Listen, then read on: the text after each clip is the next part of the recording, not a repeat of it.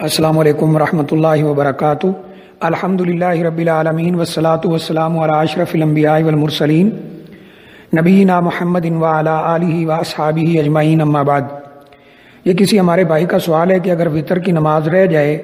تو کیا اس کی قضا ہوگی، یعنی وطروں کی قضا ہوگی، اور اگر ہوگی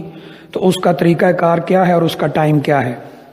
دیکھیے، وطروں کی قضا کے بارے میں علماء کے درمیان اختلاف پایا جاتا ہے۔ جو علماء وطروں کو واجب کہتے ہیں ان کے نزدیک ان کی قضا بھی ہے، اور جو اس کو سنت مؤکدہ کہتے ہیں ان کے نزدیک اس کی کوئی قضا نہیں ہے۔ اگر انسان وطروں کی نماز نہ پڑھ سکے، فجر کی اذان ہو جائے، اب وہ ان کو بطور قضا پڑھنا چاہتا ہو،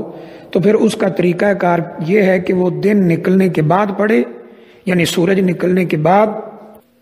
اور بجائے طاق عدد پڑھنے کے جفت عدد پڑھے۔ یعنی اگر کوئی 3 وطر پڑھتا ہے تو پھر 2 کر کے 4 رکعت پڑھے گا۔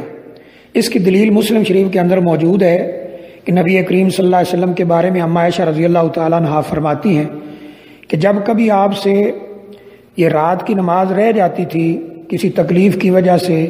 یا کسی اور سبب کی وجہ سے، صلی من النہار 12 رکعت، تو آپ دن کو بجائے 11 کے 12 رکعت پڑھتے تھے، کیونکہ آپ کا معمول تھا کہ عام حالات میں آپ 2 رکعت پڑھتے رہتے تھے، اور فجر سے پہلے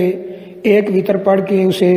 یعنی طاق عدد بناتے تھے، وطر بناتے تھے، اور یہ 11 رکعت ہوتی تھی، جیسا کہ بخاری شریف کے اندر موجود ہے کہ رمضان اور رمضان کے علاوہ آپ 11 رکعت ہی پڑھتے تھے۔ اور آپ کا یہ حکم بھی ہے کہ اجعلوا آخر صلاتکم وطرا، اپنی آخری نماز وطر کو بناؤ۔ تو وطر آخری نماز ہے، یعنی اگر روٹین کے مطابق پڑھی جائے، لیکن اگر یہ رہ جائے تو پھر اس کا طریقہ کار یہی ہے جیسے میں نے عرض کر دیا ہے کہ سورج نکلنے کے بعد پڑھا جائے، اور 2 رکعت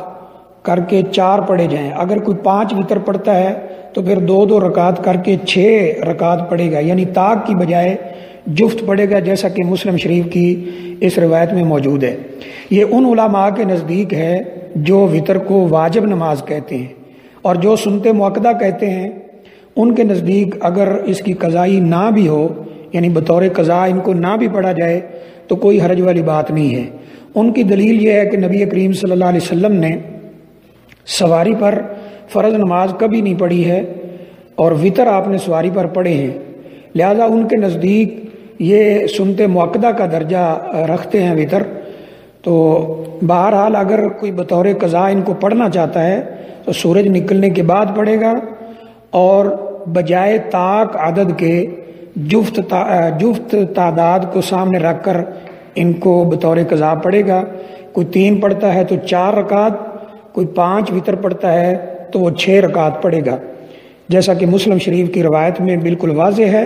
کہ نبی کریم صلی اللہ علیہ وسلم کی اگر یہ رات کی نماز رہ جاتی تھی